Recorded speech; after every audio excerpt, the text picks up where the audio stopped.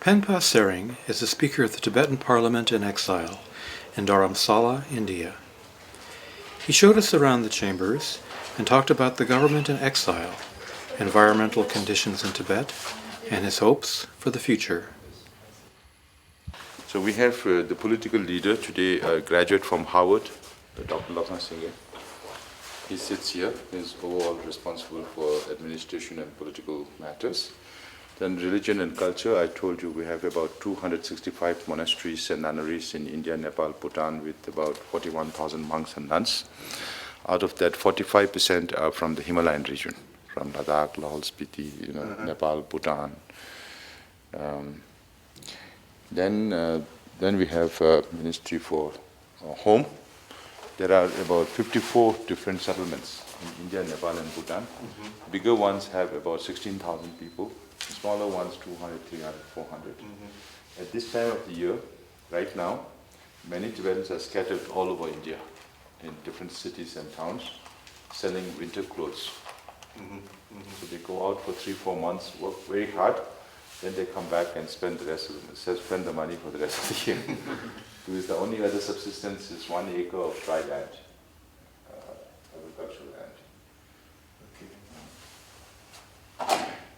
So this department goes up to the rehabilitation of different settlements. Then we have finance department. We must be spending about $38 million US. Much of it comes from governments, from the Indian government, from the US, and some governments don't give directly. It is through the non-governmental organizations, like Scandinavian countries. The Norwegian government gives through the Norwegian Church Aid, or the Danish government gives through Danida. And there's so many institutions and organizations and individuals. And even individuals like you can support one Tibetan student, I think $30 a month or something like that. I don't know the exact number. Does the government have the ability to tax Tibetans? We have what is called a voluntary tax. Tibetans in India, Nepal, Bhutan pay 36 rupees, that's 3 rupees per month, and then 10 rupees extra to say that we don't eat for 2 days. But today you don't get one omelette for 10 rupees, not even breakfast. And then people who are employed, they give 2% of the gross salary or 4% of the net salary, whichever is higher, but mostly civil servants. And then Tibetans outside, they give $3 per month, and then $10 for 2 days food. And then if you're employed, $50. So that's $96 in 1 year. But that comes to only about 6% of our total expenditure. And we have education department, about 70 different schools with about 20,000 students under few different administrations. One set of schools run by the Indian government itself under the Human Resource Development Ministry. There's a board called Central Tibetan Schools Administration. So there are schools in every Tibetan settlement based on depending on the number, from higher secondary to high school to middle school to primary school to Montessori. Campus. It's very nice. There is not just Tibetan schools now, Tibetan students. So there are people from Himalayan region who study different traditions of Tibetan Buddhism. There are 4 main Buddhist traditions. But we have been most successful in providing education to the Tibetan people, younger generation of Tibetans. A set of schools run by Tibetan Children's Village. The headquarters is here. It's just in the Dharamsala cantonment. And here is the Department of Security, mostly responsible for information collection from inside Tibet. 60s and 70s very difficult because there was cultural revolution going on in Tibet. People cannot come out, we could not go in. Now it's a little more easy. You have internet and television and a whole lot of things. And Tibetans use a lot of WeChat. It's instant text and voice messages. Then it goes into Tibet, bounces back. But one has to be careful in Tibet. If they send information of self-information or something like that, you get caught in prison. And I was telling them before 2008, we used to receive between 3,000 and 3,500 particularly during winter. And now a little more than 500. So this department is responsible for receiving Tibetans in Nepal. We have a reception center. So those who come from inside Tibet, they are received at the reception center.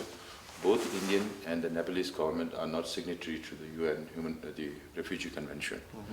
So we have a gentleman's agreement with the UNHCR, the Nepalese government, and the Indian government. So those who come out, first they are received at the reception center. Then the Indian embassy in Nepal gives them a paper, a special entry permit to come into India. And then those who want to go, they have an audience with His Holiness. And if it's kids, they go to school. If it's a little elderly, they want to go to join monasteries, they join monasteries. If they're above 18 and study a little bit, we have a 5-year course for adult education here. And many of them go on pilgrimage, Buddhist pilgrimage to Bodh Gaya and Lumbini and other places and return back to Tibet. Some come legally, some come illegally. They are also, of course, for His Holiness security, the Indian government is responsible. So His Holiness is treated as a head of state by the Indian government, so he cannot be searched at any airport. If you see the list of VIPs who cannot be searched, you'll find Dalai Lama there. So right on the top, probably. No, somewhere down there. The top is President of India and all that. So wherever he travels within India, security is provided by central government as well as state governments. From district to district changes. But when he gives teachings to 10,000, 20,000, 100,000, 150,000 people, then we provide additional security from our side. Then we have Department for Information and International Relations. So whole map is divided into these 12 or 13 offices that we have. From Tokyo office is responsible for Japan, Korea, some parts of Southeast Asia. We have one office in Taipei, only for Taiwan, then one office in Canberra, Australia, New Zealand, some parts of Southeast Asia, one office in Delhi, from Thailand to Middle East, and one office in Kathmandu for Nepal, one office in Moscow for Russia and Central Asian countries, including Mongolia, one office in Pretoria for Africas, but we are not able to go beyond South Africa. And even in Africa, South Africa itself, it's a big problem. Relations are mostly with the Inkatha Freedom Party, Prince Buthelezi and some smaller parties. But ANC has a lot of relation with China. So they needed the support of the international community when they had apartheid problem. But once they are freed of the apartheid problem, then they went back to China. And they are not even willing to provide visa to His Holiness to take part in Desmond Tutu's birthday celebrations. Then we have one office in Geneva for most of Southern Europe, one office in Brussels, Central Europe, from Spain to, from Portugal, Spain, the Benelux, Netherlands, Luxembourg and Netherlands. One office in London, Iceland, UK, Scandinavian countries, then 3 small countries in Eastern Europe, Estonia, Latvia, and Lithuania. One office in New York for North America. Just recently we opened one office in Brazil for Latin America. They're mostly information dissemination. Then here the health department. So we have both Tibetan medicine and allopathic medicine at every Tibetan center, which also caters to local population, Indians also.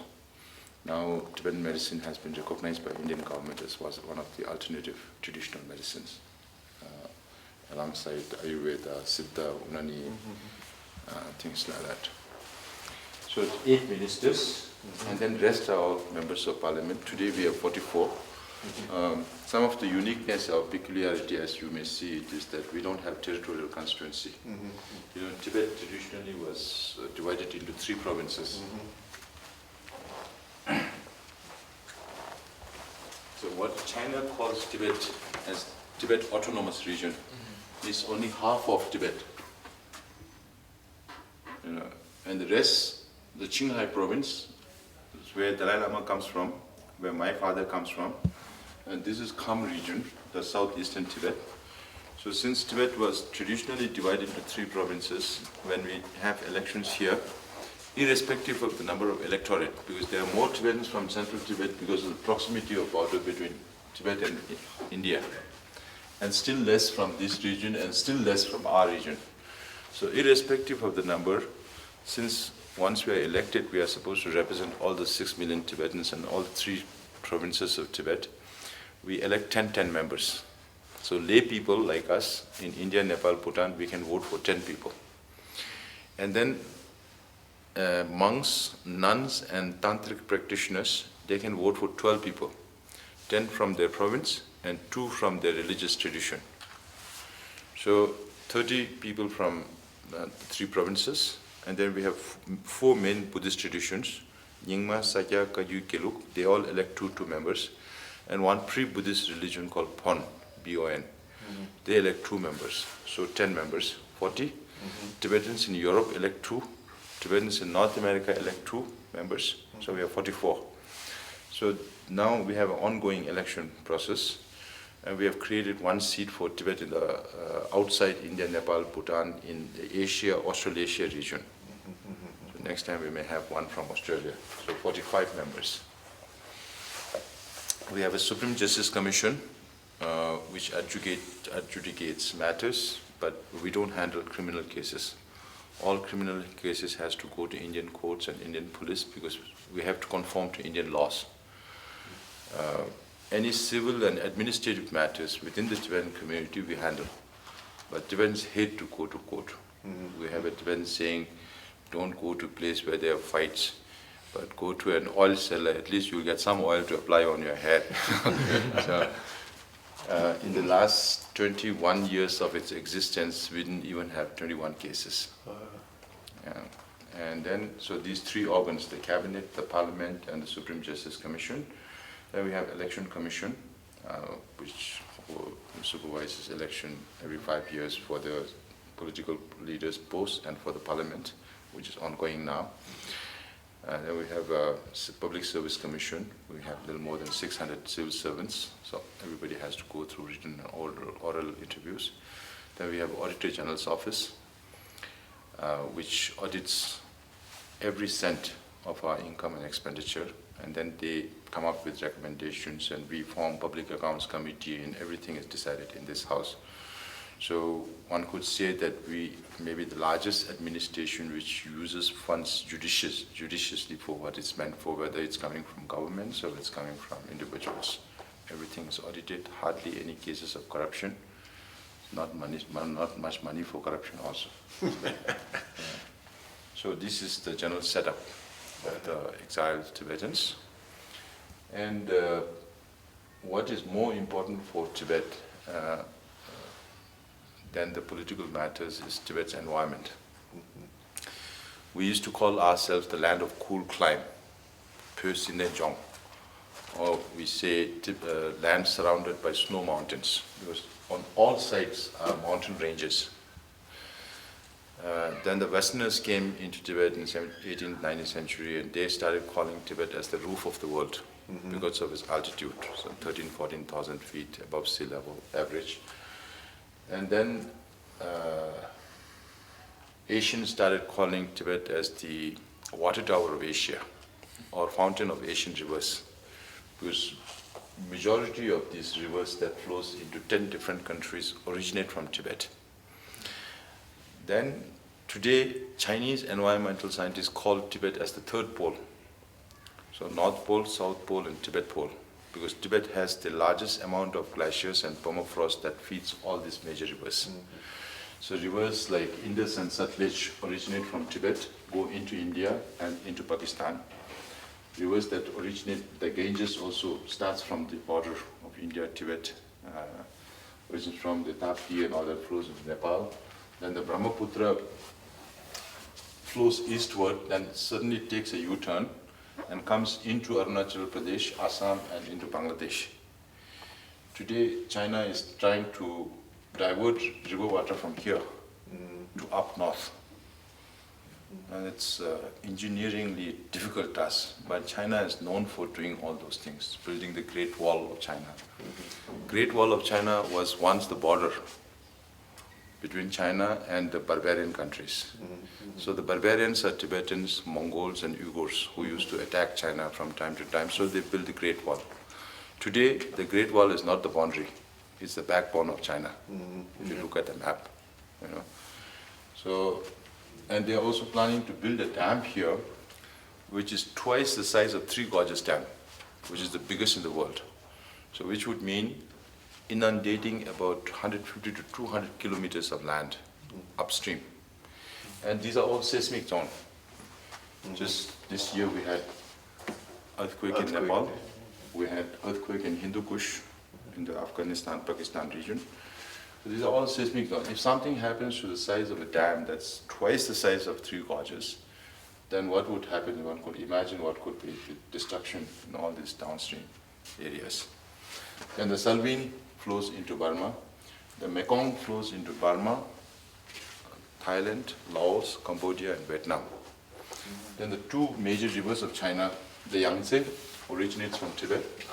The Yellow River originates from Tibet, the Huanghe. So these are two big rivers in China.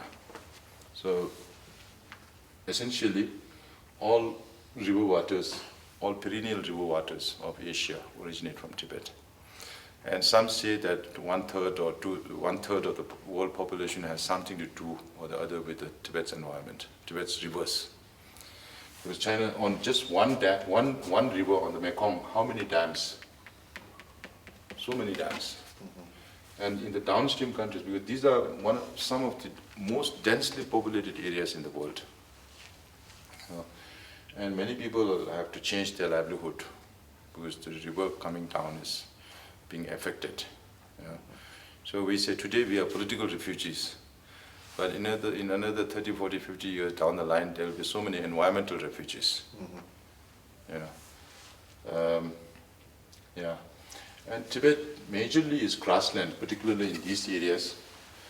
Tibetan population are very scattered, not all places are habitable. These parts are mostly desert areas. So the problem with when we say we don't have time, because China's policy is assimilation. They derive from Soviet Union. So sometimes I say on Chinese national flag, you have this one big star and 4 small stars. If you say the big star is Han Chinese, then small stars are Manchus, Mongols, the inner Mongolians. They like to call themselves Southern Mongolians. And Uyghurs, the East Turkestanis, and the Tibetans. Now in Manchuria, even though China was ruled by Mongols and Manchus, but they did not rule from their respective regions. They ruled from Beijing. And so today the question is, who are real Chinese? Now some say even the Mongols are Chinese. So in that sense, then all the areas conquered by Genghis Khan also belongs to China. He conquered about half of the world. So in Manchuria, there's hardly any people who speak Manchukuo language. So the language is gone, culture is gone. Now in southern Mongolia, or inner Mongolia as China calls it, 80% of the population are Turks and Chinese, Han Chinese. Only 20% are Mongols. Their story is almost gone. Now in Uyghur and Tibet. In Tibet, starting from the capital Lhasa to all major towns and cities is Chinese majority. They don't go to villages because they can't make money. So, therefore, I say within the Tibetan community, we discuss about independence, middle way, and all that. I said, forget about it. Another 30, 40 years down the line, if we are not able to go back, have some agreement with China, then you will find Tibet town in Tibet overwhelmed by Chinese, just like you find Chinatown in your countries. So therefore, we say we don't have time because the demographic aggression is severe. So earlier, now today China is called as the factory of the world. And when they can go as far as Africa and Latin America for natural resources to feed these factories, why not occupy Tibet or Uyghur? Earlier, it was not possible to exploit Tibet's natural resources. Because Tibet is vast and abundant and natural, with total virgin land. Tibetans never excavated anything. So they built a railway from Kormo up north, they linked to Lhasa. Here, Kormo is linked to mainland China. So before the railways, it was difficult to take out anything. So even to to send one truckload of military supplies up to Indian border, people used to say that you need at least 2-3 trucks to support that. You know. Now with the railways, at one time people thought it would be technologically not possible because you have to build railway tracks over permafrost. And permafrost can go up and down by 4 or 5 meters during extreme weather. But they built that. You know, now it's being linked up to Shigatse, another town where my mother was born, and they have planned to link it to Nepal. And another 10-20 years, they have one more track from Lanchao to Lhasa, and one more track from Chengdu, they call it, in English it's written as Chengdu, from Chengdu to Lhasa. So these railway networks, and there's a vast network of roads, and now new airports are coming up. So with all this infrastructure, of course China says that we are putting in a lot of money in Tibet. They are putting a lot of money, but all on infrastructure to bring in more Chinese, to take out more Tibet's natural resources. So we don't have much time. You know? So that's political, of course. I told you there's no conventional forms of protest. You say long live Dalai Lama, you go to prison. You paste a political poster, you go to prison. You sing a patriotic song, you go to prison. And religious, the numbers at one time we used to have 7,700 monks, 5,500 monks, 3,300 monks in Sera Tepong Kande. Today it's reduced to 500, 600 monks. You know, so severe. Now we just got a document from Kham area, the Jiru area, some 70 pages long regulation, you know, where you will be punished for everything. So they have laid down rules and regulations as to how to practice Buddhism in monasteries. There are constant surveillance through CCTV. Of course, always propaganda lessons, your loyalty to the nation. So then 2 years ago, they were forced to put up pictures of Mao Zedong, Deng Xiaoping, Jiang Zemin, Hu Jintao, along with the Buddhist icons.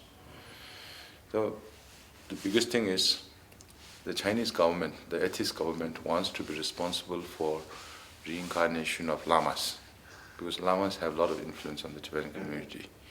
So they did with Panchen Lama, but the Tibetans don't agree with Chinese selection of Panchen Lama. So in Lhasa city, you won't find picture of the Chinese Panchen Lama. And you can't have picture of the Dalai Lama chosen Panchen Lama who disappeared at the age of 6 along with his family. We still don't know whether he's alive or not.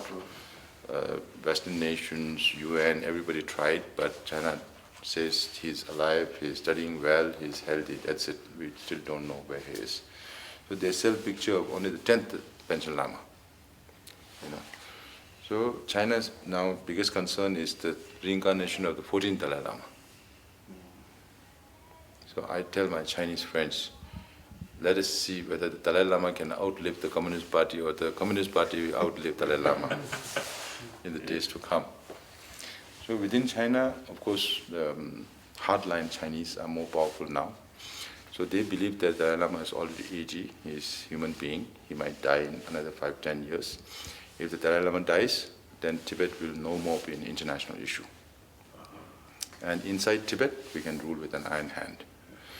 Now there are a set of liberals or a little bit free-minded Chinese leaders who believe that the Dalai Lama is the key to resolving the Tibetan issue.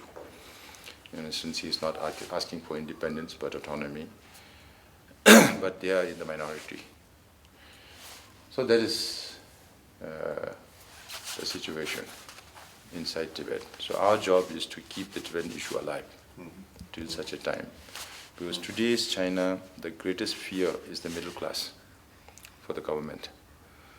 As you saw from June, July this year to now, some $4 trillion worth of stock market gone down the drain.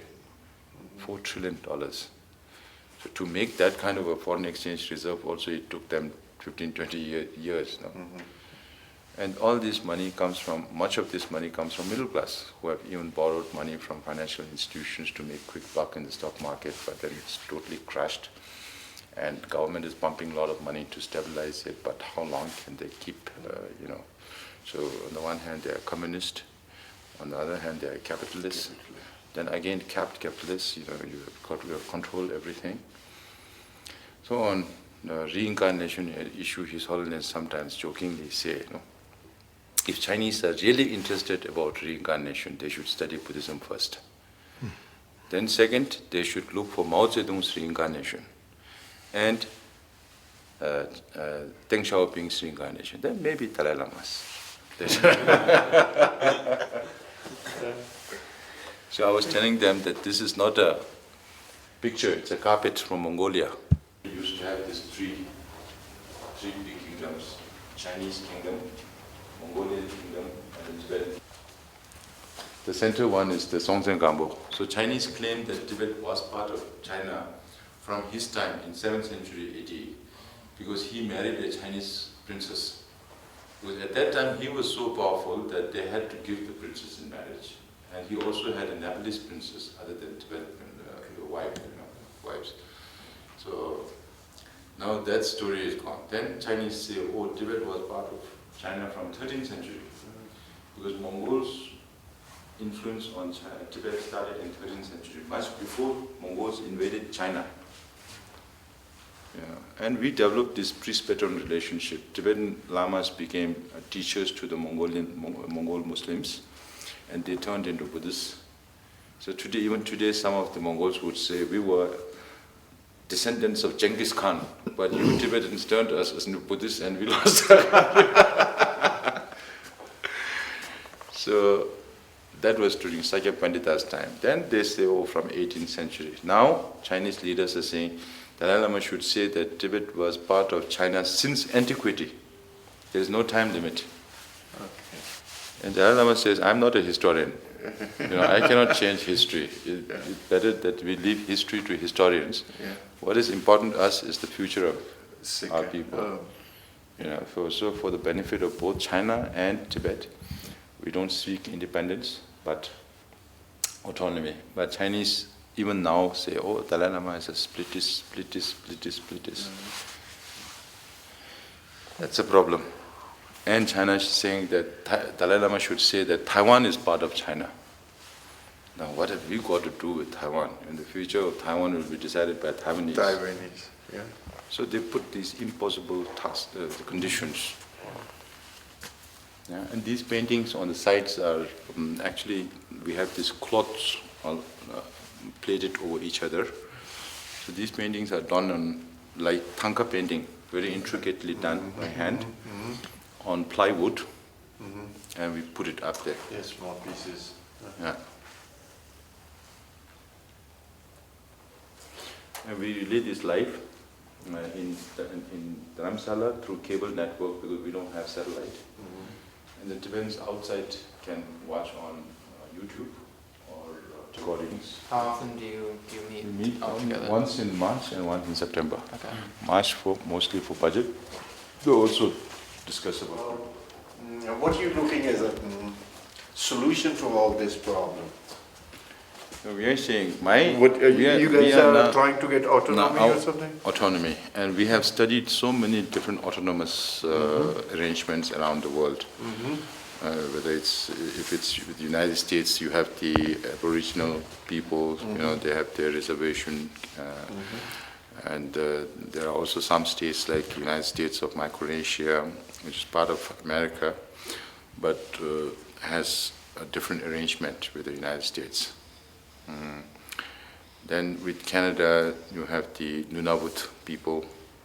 They also have almost same area as Tibet, in the north of Canada, where the Inuits live.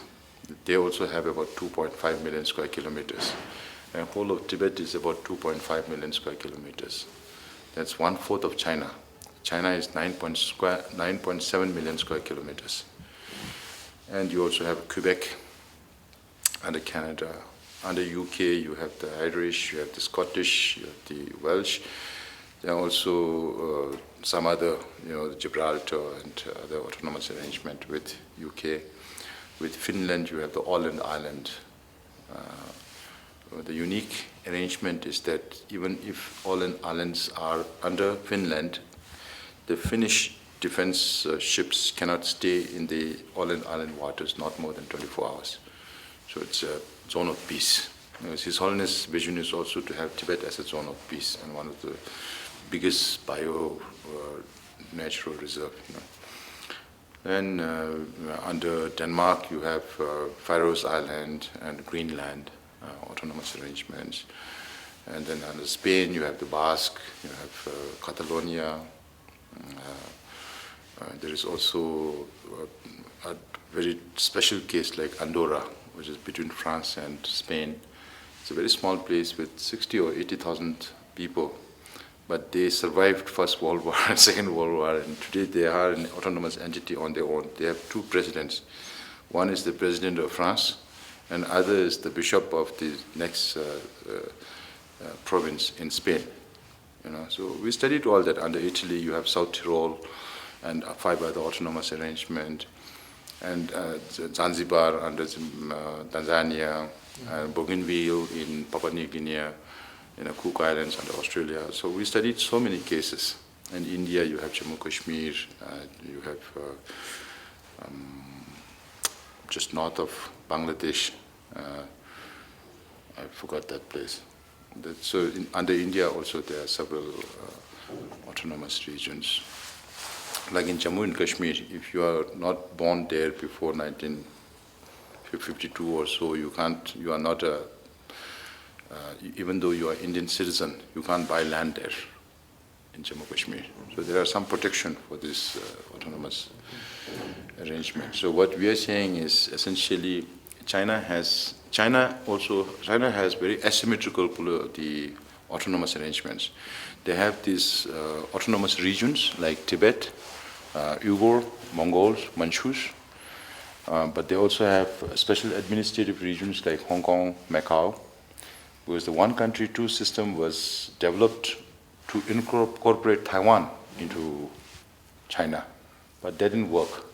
So they applied it to Hong Kong when it was handed over from British to China. And now they also have special economic zones, which has again some more powers than other regions. So these are developed specifically for trade. So, but in China, the problem is every level you have the Communist Party hierarchy and the National People's Congresses, and at every level, majority of the decisions are taken by the Communist Party hierarchy. So there's hardly any power for the National People's Congress at every level. They're just rubber stamps. So what we are asking is genuine autonomy, not just in name. So even Tibet, the Tibet Autonomous Region, they call it, but there's hardly any autonomy. Then other parts of Tibet, they call it Tibet Autonomous Prefecture, Tibet Autonomous County, hardly any autonomy. So now what I believe is that now historically Tibet with this huge landmass, has played the buffer between the two most populous nations in the world, China and India. Now, if Tibet gains autonomy, then we can be the bridge between these two most populous nations. Now, why do you think China has this all-weather friendship with Pakistan?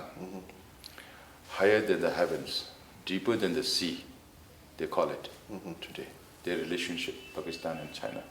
And they supply Pakistan with nuclear technology, they supply Pakistan with missile technology, they are developing port, south of Balochistan, the Gwadar port, built by a Singaporean consortium, but they kept 5 acres of mainland, without which you can't do with the port. So finally they didn't give that to the Singaporeans, so it was taken over by the Chinese. It was funded by the Chinese. They are building port in Sri Lanka also. Just to contain India from all sides, whether it's domestic issues. For a very long time, we believed that there are hands of Chinese behind Khalistan, behind Ulfa, behind Naxalite, everything. I have a friend in Nagaland who was studying medicine, and he used to tell me, Penpa, we are friends, but I like the Chinese because they supply us arms. So just to keep India busy with domestic problems, and then India's foreign policy is always Pakistan, Kashmir, They left out all other countries. Today in Nepal, there's fight over influence, Chinese and India. In the last 20 years, Chinese have stepped up too much. They have influence on politicians, bureaucrats, media, military, everywhere. And today, Nepal's downtown area called Thamel is mostly Chinese now. I'm sure Indian government spends a lot of money, but it goes into politicians' pockets. You don't see. China is very smart. They built the ring road around Kathmandu. Oh, this ring road is built by China. So within the general population, there's much more hatred towards the Indians. And now there is a huge blockade because of politics in Nepal, with new constitution and new government. And then you have the Indian origin Madhesis on the south side, not allowing basic necessities to go in. And you have beautiful cars in Nepal, foreign made, but no petrol, no diesel. They are planning, they were talking about getting it from Pakistan. But to get it from Pakistan, you have to come through Tibet, through the Karakoram highway. And transportation cost itself is so much. China promised only 100 metric tons. It just started coming in about a week ago. But how, that is not enough. We're talking about Bhutan, but Bhutan has better relations with India, and they also get their supplies from India. So Modi went to Bhutan first after he became.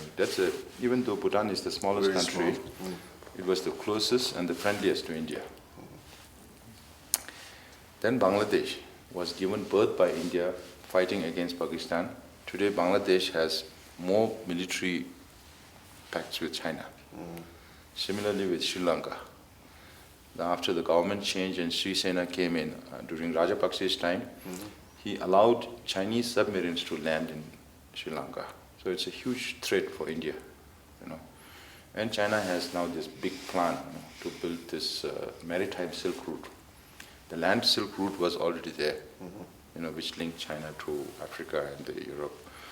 Now they are planning a maritime Silk Route from South China Sea below Sri Lanka to Africa and this thing. So China has resolved all its border problems with Mongolia, Russia, everybody except India. Now, even after 17 rounds of dialogue at the highest level from China and India, they are not able to resolve it. Because this will not be resolved unless and until Chinese government trusts the Tibetan people. And they don't trust the Tibetan people. And China may be the only country who spends more money on internal security than external security. So this itself shows a huge deficit of trust between the rulers and the ruled. You just need a spark somewhere where things can happen. It can go very wrong. But at one time we used to say when the United States coughs, the whole world gets the flu. Today you need any grease to make the whole European Union get the flu. Now, it's not like the Cold War era of those days between Russia and China. There was hardly any interest from the Western nations in Russia in terms of investment and stake. And today, China is the second largest economy in the world. Who made China second largest? All developed countries. They invested money. So much at stake. So some say China might break up like Russia, the Soviet Union. I said no. Even if China is breaking down, the whole of the Western world will come and make it stand up. If you read Kissinger on China, you will understand. China was about to fall apart many times, but it's the US and other nations who kept it up. So the fear is if something happens to China, if there was something happening to Communist Party rule, then they might flash attacks. And they have kept all this open. I believe if China wishes, China alone can resolve the North Korean issue. You don't need 3 parties, 6 parties. This is all a bargaining chip for China. Then they are now being very aggressive in South China Sea. Now when you keep the North Korean issue alive, and when you have this authoritarian rule there, and then China uses that for this purpose or that purpose, then whole, Japan, South Korea, Europe, America, everybody gets busy with that one issue. And with South China Sea, China keeps the whole Southeast Asian country busy. So if you go to any of these regions, you will hear at least one article every day on South China Sea and China's aggressive moves in that. And again, problems with Taiwan on some islands, Senkaku Islands with Japan, Spratlys in South China Sea. Now, Vietnam, Philippines, Malaysia, Brunei, everybody is feeling very unsafe. So it's right now a very dynamic situation. And with India, very easy. You have this McMahon line, and there are also large swath of no man's land. China crosses over the no man's land, build a tent there. Tomorrow, Indian press is full of it. So that's how they keep the whole world busy. And China has declared what is called as the Air Defense Identification Zone. Yeah. So if any flight has to go over that there, you have to report to the Chinese authorities. Now, when they can claim the air, then why not the sea? So very smart, no? So this is the status right now. Now, I believe if Tibet gets autonomy, we have very good relation with Indian government. We trust them, and they also trust us, and they have been very kind to us. So even now, we share everything with the Indian government, whether it's dialogue with China or not happening, whatever. And then we also have to learn to trust China. If there is stability in Tibet, where China is not, too much worried about what they call as the frontier region, to safeguard the nation, you have to safeguard the frontiers, and to safeguard the frontiers, then you have to, do this, and then all the Tibetans, Uyghurs are imprisoned always on national security. So, what if China is a real good all-weather friend, higher than the heavens and deeper than the sea with Pakistan? What Pakistan really needs is good education for the children, more investment and employment, not missiles, And China has about 9 nuclear bases in Tibet. I was told once, one of our friends in Rajya Sabha, normally, the Defense Committee of the Indian Parliament, when they go around to their visits, Indian military does not share too much secrets with them because they are politicians, after all. So all they do is send majors and captains to carry their bags so to let them feel important and all that. So at one time I was told they had a meeting in Kolkata, and one general came, and then he talked about the strategic location of nuclear bases, Chinese nuclear bases on Tibet, and the differences in altitude and the strategic advantage of China, all in detail. The whole committee fell into pin-drop silence. And in the committee was also General Roy Chaudhary, a former general in Rajya Sabha. Then he broke the silence by saying, "Thank God we are not the target," because West Bengal was a communist state at that time. And everybody had a laugh. So I was really afraid, strategically. So if Tibet issue is resolved, and if China does not need this fear of, or the strategy to contain India through Pakistan, then Pakistan's relation with India can get better. Therefore, I say we can promote more stability and security in the South Asia region if the Tibetan issue is resolved and there is better understanding and relation between China and India, the two most populous nations and the two biggest nations in Asia. But not too many buyers. Everybody is too busy with their own politics and everything. What message you want to give to Americans, like average American, how we can help with your cause? We saw in Paris just a few days ago. So now this is a globalized world and so dependent on each other. So this is very Buddhist philosophy, the interdependence of nature. So now it is not a matter of distance. When we visited Australia, they were saying, we were asking them, why did you have your capital in Canberra, where you have bigger cities in Melbourne and Sydney? And I was told that there were 2 fights between Canberra and Melbourne saying that we need to be the capital. And finally they decided at a central location in Canberra, and they built Canberra at a particular distance from the coast, because at that time, the longest missile at that time from Russia, it was not supposed, if the Russian frigates come there, then they are not supposed to reach Canberra if they fire from the coast.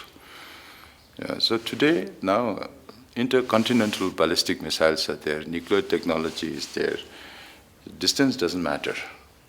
You know, what happens in one part of the world definitely has a lot of repercussions all around the world. You know, so we are also interconnected. It's not a matter of how free you are today and how unfree others are. So if we do not take care of the unfree people and free them, tomorrow you might also come and those things will knock on your door. You know, then what happens?